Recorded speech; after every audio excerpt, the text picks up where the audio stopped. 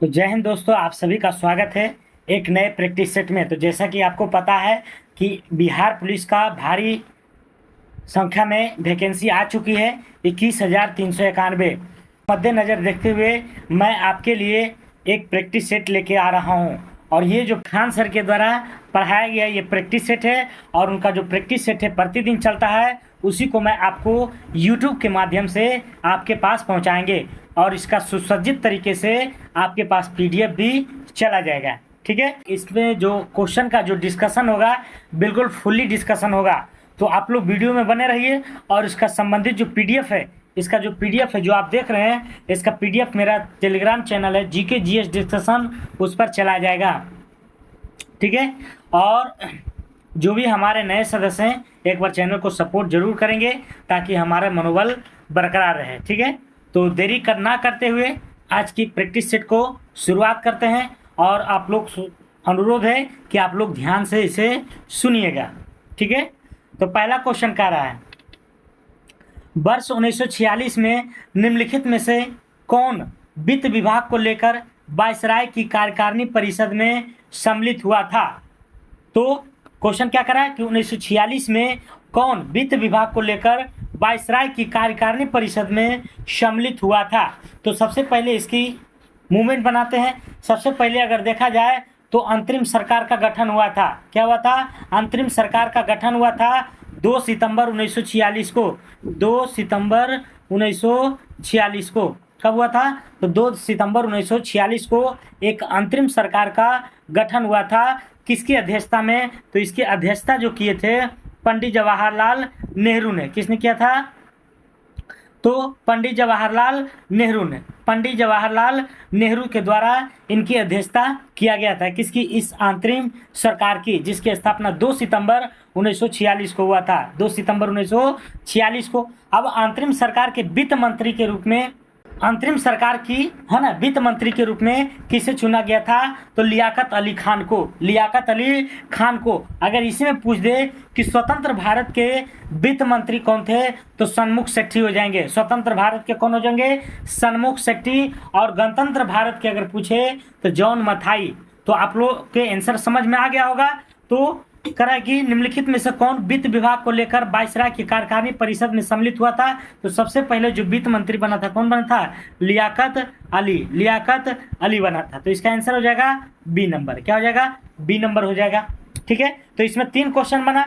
तो अंतरिम सरकार में सबसे पहले वित्त मंत्री बना था लियाकत अली। अगर स्वतंत्र भारत के पूछे तो सन्मुख सेठी, स्वतंत्र भारत के, हाँ, सन्मुख सेठी। और गणतंत्र भारत के अगर पूछे तो जॉन मथाई हो जाएगा।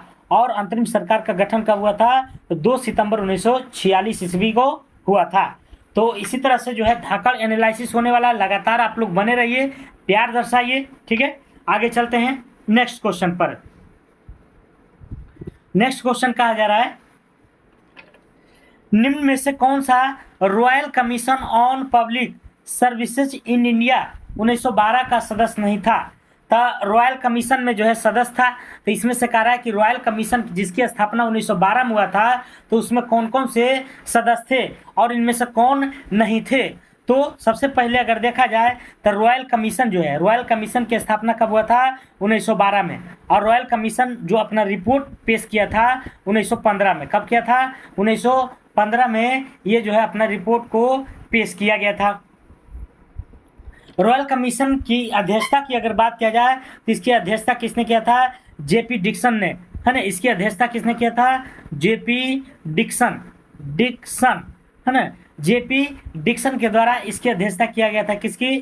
तो रॉयल कमीशन का जेपी डिक्सन का। अगर इस समय गवर्नर जनरल की बात किया जाए, तो कौन थे? लॉर्ड हार्डिंग द्वितीय थे, है ना। लॉर्ड हार्डिंग द्वितीय था, है ना। लॉर्ड हार्डिंग क्या था जी? तो द्वितीय था। तो आप लोग समझ में आ गया होगा कि कौन रॉयल कमीशन ऑन पब्लिक की स्थापना 1912 में हुआ था और इसकी जो रिपोर्ट सौंपा गया था 1915 में। इसके अध्यक्ष थे जेपी डिक्सन थे और इस गवर्नर जनरल कौन थे उस समय के, तो लॉर्ड हार्डिंग द्वितीय थे। तो क्वेश्चन क्या कर रहा है कि royal commission on public services India 1912 का सदस्य नहीं था। तो इसमें से बाल गंगाधर तिलक सदस्य नहीं थे, बाल गंगाधर तिलक सदस्य नहीं था। बाकी गोपाल कृष्ण गोखले, वेलेंटाइन सिरोल और अब्दुल रहीम ये तीनों सदस्य था, लेकिन बाल गंगाधर तिलक इसका सदस्य बिल्कुल नहीं था। अगला क्वेश्चन, निम्न में से महात्मा गांधी ने किस पत्रिका का प्रकाशन अपने दक्षिण अफ्रीका प्रवास के दौरान किया था। तरह महात्मा गांधी दक्षिण अफ्रीका गए थे, आप सभी को मालूम होगा कब गए थे, तो 1893 में। 1893 में महात्मा गांधी कहाँ गए थे, तो दक्षिण अफ्रीका में, और वहाँ से लौटे कब थे, तो 1915 में। कब लौटे थे, 1915 ईस्वी में। तो उसी दक्षिण अफ्रीका में जब 1893 में गए थे, तो उसके उपरांत 1904 ईस्वी में इंडियन ओपिनियन नामक एक पत्रिका था, इंडियन ओपिनियन था, जिसका जो है प्रकाशन कहाँ किए थे, तो ये किए थे आपको दक्षिण अफ्रीका में। कब, तो 1904 ईस्वी में। 1904 ईस्वी में समाचार पत्रिका का जो प्रकाशन किया गया था दक्षिण अफ्रीका में, वो कब किया गया था, 1904 ईस्वी में। 1904 ईस्वी में। महात्मा गांधी की अगर बात किया जाए तो इनकी और भी सारी पुस्तकें हैं, जैसे हो गया Harijan, Navajivan, young India, experiment with truth, है ना। तो ये सभी जो इनकी पुस्तकें हैं। अगर एक्सपेरिमेंट विथ ट्रूथ की अगर बात किया जाए तो महात्मा गांधी की क्या है, आत्मकथा है। महात्मा गांधी की आत्मकथा है। क्या है, तो महात्मा गांधी की आत्मकथा है। ठीक है, आगे बढ़ते हैं अगला क्वेश्चन पर, 4 नंबर। तो ये बिहार पुलिस और बिहार दरोगा, है ना, दोनों के लिए जो है बेस्ट है। ऐसे स्पेशल इसमें बिहार पुलिस को लेकर के हम चल रहे हैं, लेकिन क्वेश्चन का कोई सीमा नहीं, किसी में भी आ सकता है ना। अगला, ठीक है, 4 नंबर चलते हैं। कांग्रेस के किस अधिवेशन में यह संकल्प पारित किया गया कि विधि के समक्ष जाति, वंश या स्त्री पुरुष का लिहाज किए बिना समानता होनी चाहिए। मतलब समानता होनी चाहिए, ऐसा नहीं कि कोई गोरा है, कोई काला है ना, कोई जो है नीचे वर्ग के लोग हैं, कोई ऊपर वर्ग के लोग हैं, तो इस तरह से, और जाति सूचक जो है वर्ड का प्रयोग नहीं होना चाहिए। तो कौन सा ऐसा अधिवेशन हुआ था, कांग्रेस का अधिवेशन, जिसमें यह संकल्प पारित किया गया था कि ऊंच नीच जो है व्यवहार बिल्कुल नहीं करना है। ठीक है, तो ये किस में हो जाएगा, इसका जो आंसर हो जाएगा आपको कराची अधिवेशन 1931, कराची अधिवेशन 1931। कलकत्ता अधिवेशन 1906 की अगर बात किया जाए, कलकत्ता अधिवेशन 1906 की अगर बात किया जाए तो कलकत्ता अधिवेशन 1906 की जो अध्यक्षता किए थे दादा भाई नौरोजी ने। किसने किया था, दादा भाई नौरोजी के द्वारा किया गया था। लखनऊ अधिवेशन 1916 में क्या हुआ था, और ये जो कलकत्ता अधिवेशन 1906 में हुआ था, इसमें स्वराज को मांगा गया था। इसमें किस वर्ड का प्रधानता दिया गया था, तो स्वराज शब्द का। अगर लखनऊ 1916 की बात किया जाए, 1916 की, तो 1916 में जो है नरम और गरम दल जाकर के आपस में मिल गए थे, नरम और गरम दल। लाहौर अधिवेशन 1929 की अगर बात किया जाए तो 1929 में इसके जो अध्यक्षता किए थे पंडित जवाहरलाल नेहरू ने। किसने किया थे, पंडित जवाहरलाल नेहरू ने, और इसमें भी स्वराज शब्द का मांग किया गया था। स्वराज, है ना, कौन सा शब्द का, स्वराज शब्द का मांग किया गया था। अगर कराची अधिवेशन की बात किया जाए तो कराची अधिवेशन 1931 में हुआ था, और इसी अधिवेशन में मौलिक अधिकारों की मांग किया गया था, और इसी अधिवेशन में ये संकल्प भी पारित किया गया था कि विधि के समक्ष जाति, वंश और स्त्री पुरुष नहीं चलेगा, सब जो है कानून के समक्ष क्या है, तो समान है। तो कराची अधिवेशन 1931 हो जाएगा। क्या हो जाएगा, 1931। ठीक है, अगला क्वेश्चन चलते हैं। स्वतंत्रता या मृत्यु का नारा किसके द्वारा दिया गया था, मतलब किस सेना के द्वारा, ब्रिटिश सेना, फ्रांसीसी सेना, अमेरिकी सेना, जर्मन सेना। तो कह रहा स्वतंत्रता या मृत्यु, स्वतंत्रता या मृत्यु का नारा किसके द्वारा दिया गया है, तो स्वतंत्रता या मृत्यु का नारा किसके द्वारा दिया गया था, अमेरिकी सेना के द्वारा। किसके द्वारा, अमेरिकी सेना के द्वारा। अमेरिकी सेना के, अगर फ्रांसीसी सेना के द्वारा बात किया जाए तो इसमें क्या है, है ना, फ्रांसीसी सेना के बारे में क्या कहा गया था, तो इसमें जो है स्वतंत्रता, समानता और बंधुत्व कहा गया था। स्वतंत्रता, समानता और बंधुत्व का नारा दिया गया था फ्रांसीसी सेना में, जबकि अमेरिका सेना में क्या गया था, तो स्वतंत्रता एवं मृत्यु का नारा, स्वतंत्रता एवं मृत्यु। ब्रिटिश सेना, तो ब्रिटिश सेना करा जर्मन सेना। और अगर अमेरिकी स्वतंत्रता संग्राम का नारा अगर देखा जाए तो प्रतिनिधित्व नहीं तो कर नहीं। ये देखिए अमेरिका सेना है और एक है अमेरिकी स्वतंत्रता संग्राम, अमेरिकी स्वतंत्रता संग्राम, तो उसका जो नारा था क्या था, तो प्रतिनिधित्व नहीं तो कर नहीं, प्रतिनिधित्व नहीं करोगे तो टैक्स नहीं देंगे। ये था अमेरिकी क्रांति का, अमेरिकी क्रांति का। और ये जो मृत्यु का नारा है, स्वतंत्रता या मृत्यु का नारा है, ये अमेरिकी सेना के द्वारा, किसके द्वारा है, अमेरिकी सेना के द्वारा। अगला क्वेश्चन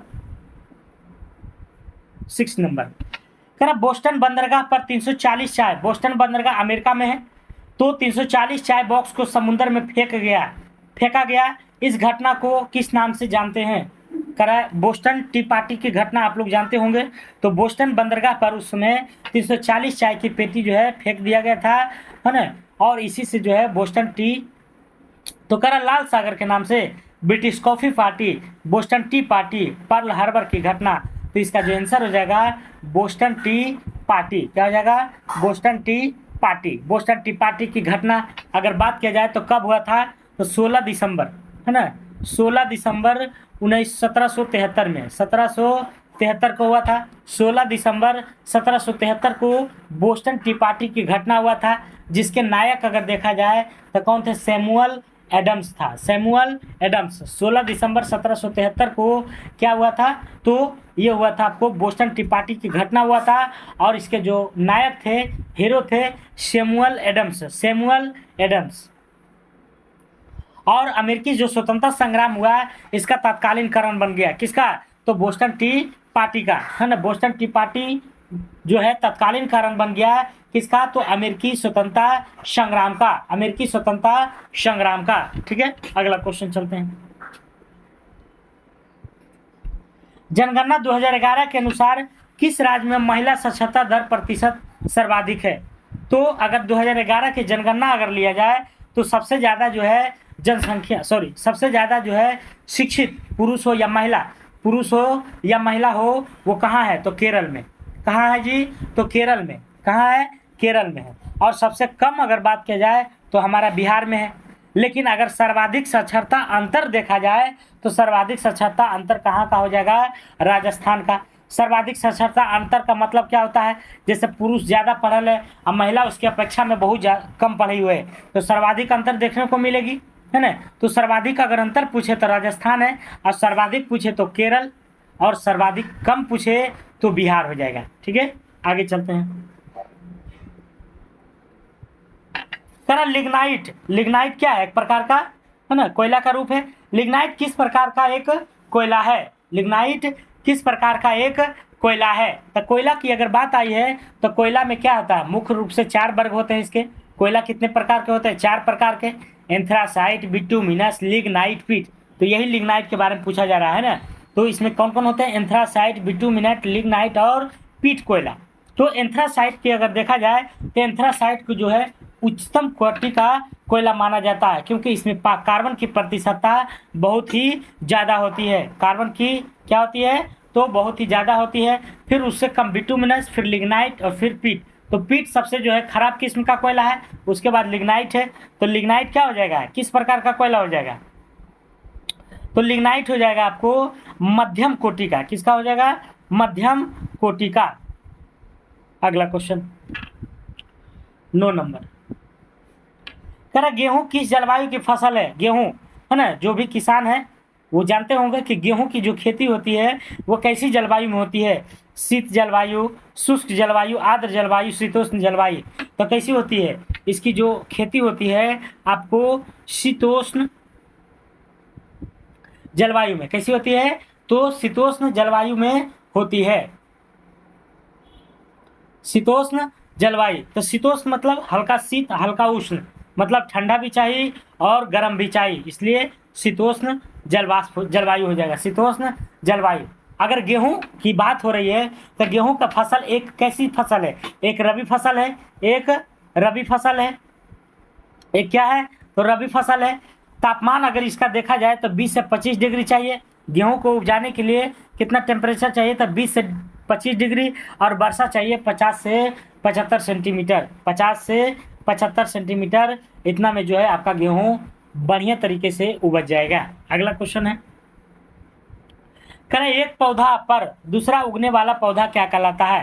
करें एक पौधा है और उस पर दूसरा पौधा उग गया तो ये क्या कहलाता है, एपीफाइट कहलाता है। क्या कहलाता है, एपीफाइट। क्या कहलाता है, एपीफाइट।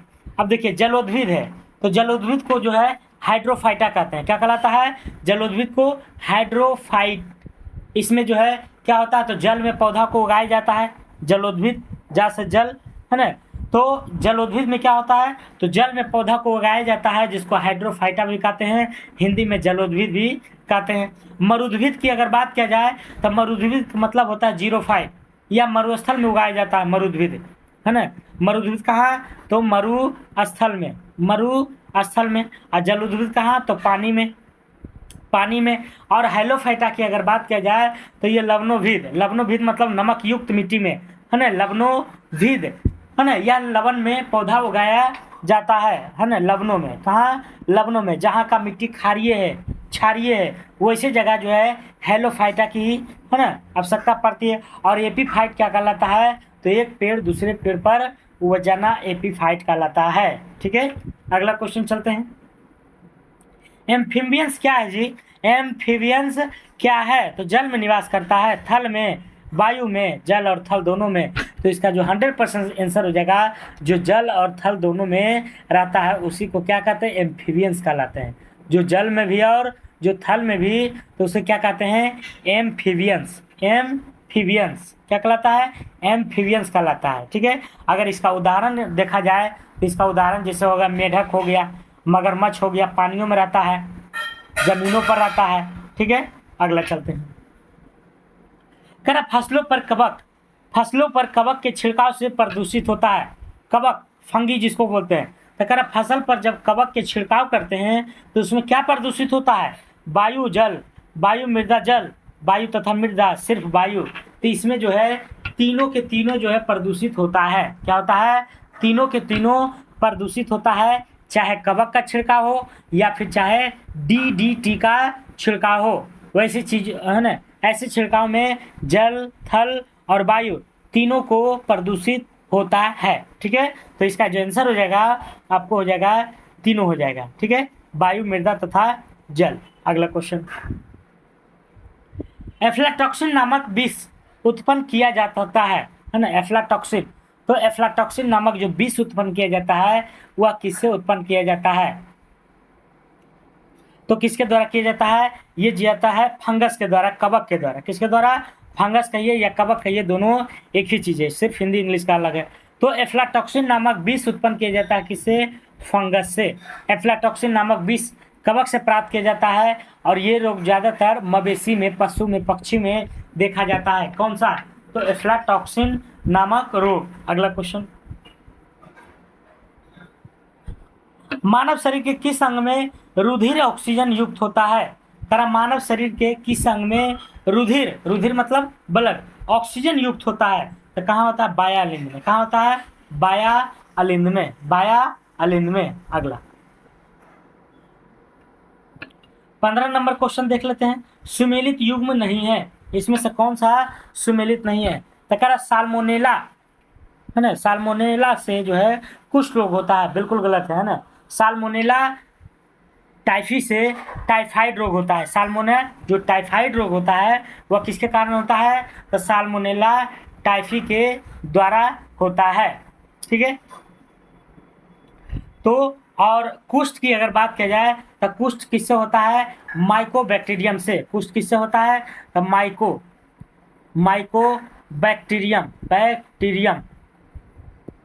माइकोबैक्टीरियम से होता है कुष्ठ। और साल्मोनेला टाइफी से क्या होता है, तो टाइफाइड होता है। क्या होता है, टाइफाइड होता है। ठीक है, अगला क्वेश्चन चलते हैं। तो इसका आंसर क्या हो जाएगा, ए नंबर क्या है, युग्म गलत है। बाकी सब प्लाज्मोडियम से मलेरिया होता है, टीनिया सोलियस से टीनियसिस होता है, पैराथर्मोन से ऑस्टियोपेरोसिस होता है। ठीक है, अगला क्वेश्चन चलते हैं। रदरफोर्ड के अल्फा कण प्रकीर्णन प्रयोग द्वारा जिसकी खोज हुई है, अगर रदरफोर्ड के अल्फा कण मतलब किसकी खोज किया है रदरफोर्ड ने, तो रदरफोर्ड किसकी खोज किया है जी, ये बताना है। तो रदरफोर्ड की अगर बात किया जाए तो इसकी खोज जो है नाभिक की खोज किसने किया है, तो रदरफोर्ड के द्वारा। किसके द्वारा, रदरफोर्ड के द्वारा। प्रोटॉन की खोज किसने किया है, तो जे थॉमसन ने, सॉरी प्रोटॉन के गोल्डस्टीन, प्रोटॉन के किसने किया है, गोल्डस्टीन, प्रोटॉन के गोल्डस्टीन। इलेक्ट्रॉन की अगर बात किया जाए तो जे थॉमसन हो जाएगा, जे थॉमसन हो जाएगा। और इलेक्ट्रॉनिक कक्ष का कोष, ठीक है, इसका कुछ नहीं है। तो प्रोटॉन के गोल्डस्टीन, इलेक्ट्रॉन के जे थॉमसन और नाभिक के रदरफोर्ड। और न्यूट्रॉन के अगर पूछे तो चैडविक हो जाएगा, न्यूट्रॉन के पूछे तो चैडविक हो जाएगा। अगला क्वेश्चन 17 नंबर, करा हुआ सेल जिसमें विद्युत धारा का उत्पादन रासायनिक अभिक्रिया के माध्यम से होता है, तो रासायनिक अभिक्रिया विद्युत रासायनिक सेल में होता है। किसमें होता है, तो विद्युत रासायनिक सेल में। तो ये काफ़ी अच्छे से जो है इस क्वेश्चन का डिस्कशन कराया जा रहा है और आपको उम्मीद करते हैं कि पसंद आ रहा होगा। ठीक है, तो बिहार पुलिस या बिहार दरोगा कमाना है तो ये सेट से आप जुड़े रहिए, इसी तरह से सेट से। ठीक है, अगला क्वेश्चन, ब्रह्म समाज के संस्थापक कौन था, तो ब्रह्म समाज की अगर बात किया जाए तो ब्रह्म समाज के संस्थापक कौन थे, राजा राम मोहन राय थे। कौन थे, राजा राम मोहन राय, राजा राम मोहन राय।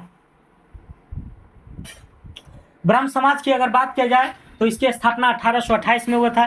कब हुआ था ब्रह्म समाज की स्थापना, 1828 में, 1828 में।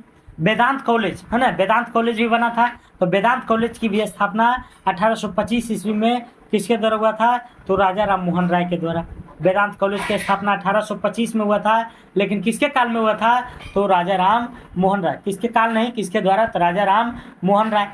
एक और इनका है आत्मीय सभा, तो आत्मीय सभा की स्थापना भी किसने किया है, तो राजा राम मोहन राय ने। आत्मीय सभा की स्थापना कब हुआ था, 1815 ईस्वी में, 1815 ईस्वी में। और आर्य समाज की स्थापना किसने किया है, तो दयानंद सरस्वती ने 1875 ईस्वी में, 1875 में। अगला क्वेश्चन, गौतम बुद्ध कहाँ पैदा हुए थे, तो गौतम बुद्ध की अगर बात किया जाए है ना, तो कहाँ पैदा हुए थे, ये हुए थे आपको लुम्बिनी नेपाल में, लुम्बिनी नेपाल में। अगर ज्ञान की प्राप्ति अगर देखा जाए तो कहाँ हुआ था महात्मा बुद्ध का, बोधगया में, है ना। बोधगया कहाँ, हमारा बिहार में है। सर्वाधिक उपदेश अगर देखा जाए कि कहाँ दिया गया था, तो श्रावस्ती में। श्रावस्ती कहाँ पड़ता है, तो यूपी में। तो सर्वाधिक उपदेश श्रावस्ती में दिया गया था। और प्रथम उपदेश अगर पूछे तो सारनाथ में, जो कि यूपी में ही है। इनका मृत्यु की अगर बात किया जाए तो कुशीनगर में हुआ था, कुशीनगर में। और जन्म हुआ था कपिलवस्तु के निकट लुम्बिनी गांव में, कपिलवस्तु के निकट लुम्बिनी गांव में। ठीक है, तो इसका जो आंसर हो जाएगा आपको कपिलवस्तु होना चाहिए, लुम्बिनी बाद में आएगा। अगला कह रहा बुद्ध चरित्र के लेखक कौन है, तो बुद्ध चरित्र के लेखक कालिदास, वसुमित्र, अश्वघोष, हरिसेन। तो बुद्ध चरित्र के लेखक जो है अश्वघोष हैं। कौन है, अश्वघोष। बुद्ध चरित्र के लेखक कौन हो जाएंगे, अश्वघोष हो जाएंगे। कौन हो जाएंगे, अश्वघोष। बुद्ध चरित्र के लेखक कौन है, तो अश्वघोष हो जाएंगे।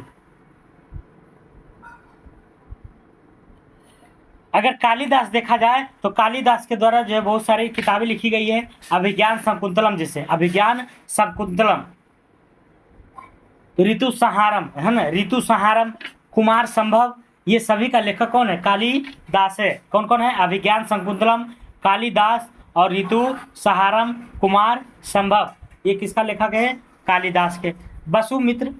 वसुमित्र क्या लिखे हैं, तो महाविभास सूत्र का लेखक कौन है, वसुमित्र है। महाविभास सूत्र के लेखक कौन है, वसुमित्र हैं। अश्वघोष तो बता ही दिए, बुद्ध चरित्र के लेखक हैं। और हरिसेन, पर्याग प्रशस्ति के लेखक कौन है, तो हरिसेन है। पर्याग प्रशस्ति के लेखक कौन है, तो हरिसेन है, डी नंबर। अगला, तो इसका आंसर जो हो जाएगा आपको सी नंबर हो जाएगा। अगला क्वेश्चन, तो आप लोग कॉपी और पेन में नोट कीजिए, जितने भी हम बोलते हैं सभी जो है इम्पोर्टेंट क्वेश्चन है। अगला, सिंधु घाटी के लोग किस धातु से परिचित नहीं थी? तो ये जो है लोहा से परिचित नहीं थी। सिंधु घाटी की अगर बात किया जाए तो ये सब लोहा से परिचित नहीं थी, लोहा से परिचित नहीं थी। और लोहा कौन सा काल में आया था? तो वैदिक काल में देखा गया था। किस काल में? तो वैदिक काल में देखा गया था। धातु में लोहा नहीं था, है ना। पशु में घोड़ा नहीं था। सिंधु घाटी सभ्यता में पशु में अगर देखा जाए तो घोड़ा नहीं हुआ था। औजार में तलवार नहीं था। ये सभी कहाँ देखने को मिला था? तो वैदिक काल में। और सबसे पहले अगर पूछे कि खोजा गया धातु कौन सी है तो तांबा हो जाएगा। क्या हो जाएगा? तांबा हो जाएगा। ठीक है, अगला क्वेश्चन। करा दिल्ली के किस सुल्तान ने घोड़ों को दागने की प्रथा प्रारंभ किया था? तो ये किसने किया था? अलाउद्दीन खिलजी ने। अलाउद्दीन खिलजी जो है मध्यकालीन इतिहास के जो है क्या थे? एक शासक थे, जिनके द्वारा जो है ना घोड़ों को दागने की प्रथा चलाई गई थी। घोड़ों को दागने की प्रथा चलाई गई थी। ठीक है। और इल्तुतमिश की अगर बात किया जाए तो इन्होंने जो है इक्ता व्यवस्था को लागू किया था। इक्ता, है ना, इक्ता व्यवस्था को।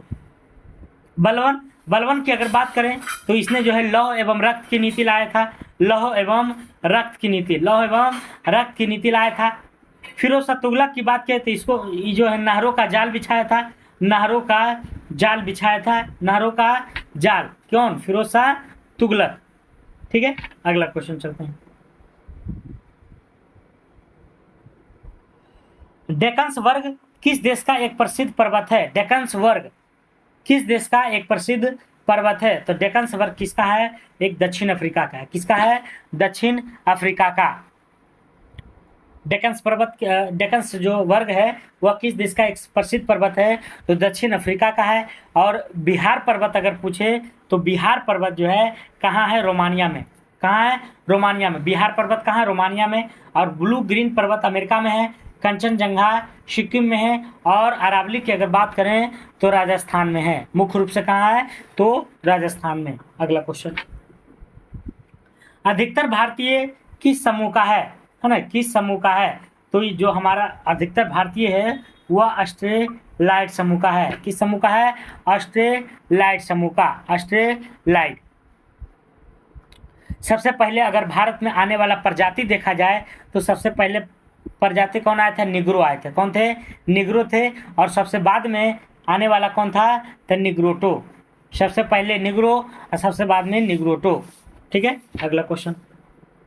कर्क रेखा और मकर रेखा के बीच के क्षेत्र को क्या कहा जाता है? तो कर्क रेखा और मकर रेखा के बीच के क्षेत्र को क्या कहा जाता है? तो कर्क रेखा 23.5 डिग्री उत्तरी अक्षांश को कहते हैं। मकर रेखा 23.5 डिग्री दक्षिणी अक्षांश को कहते हैं। और इसी दोनों के बीच में जो क्षेत्र आता है उसको क्या कहते हैं? तो उष्ण कटिबंधी। क्या कहलाता है? उष्ण कटिबंध। अगला क्वेश्चन। भारत में नागरिकता संबंधी विधान बनाने का प्राधिकार किसको प्राप्त है? तो नागरिकता बढ़ आ गया है ना। तो नागरिकता को सबसे पहले हम जानेंगे कि किस देश से लिया गया है। ब्रिटेन से लिया गया है। यह हमारे भारत में कैसी नागरिकता होती है? तो एकल नागरिकता होती है। नागरिकता अगर किस भाग में देखा जाए तो 2 में है। अनुच्छेद कितना में? तो 5 से 11 में है। 5 से 11 में है। तो नागरिकता संबंधी विधान बनाने मतलब नागरिकता में क्या क्या नियम कानून होना चाहिए, इसको जो नियम बनाने के लिए कौन अधिकृत है ये पूछा जा रहा है। तो संसद है, लोकसभा है, राज्यसभा है, राज्य विधानमंडल है। तो इसको जो है कौन अधिकृत है? संसद है। कौन है? संसद है। कौन है? संसद। अगला क्वेश्चन। संविधान के किस अनुच्छेद में पर्यावरण का संरक्षण से संबंधित है? तो संविधान के कौन सा ऐसा अनुच्छेद है जो पर्यावरण के संरक्षण से संबंधित है? तो कौन सा है? आप लोग भी कमेंट करके बताइए।